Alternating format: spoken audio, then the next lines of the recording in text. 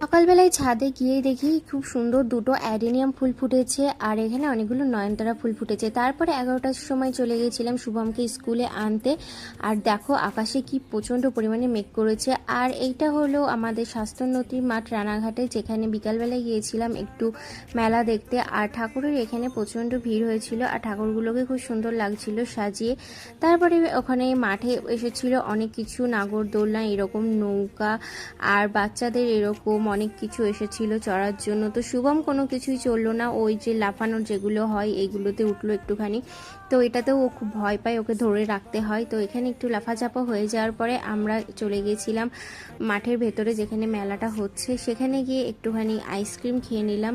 তো আমরা তিনজন এরকম আইসক্রিম নিয়েছিলাম, এক একজন এক এক রকম। এটা সবগুলোই আমরা টেস্ট করে দেখেছি। তারপরে মেলার ভিতরে ঢুকে দেখি প্রচণ্ড ভিড়, এতটা ভিড় হবে আমরা ভাবতে পারিনি। তাও আমরা অনেকটাই আগে গিয়েছিলাম। তো আজকের ভিডিওটা এই পর্যন্ত, দেখাবে পরে ভিডিও।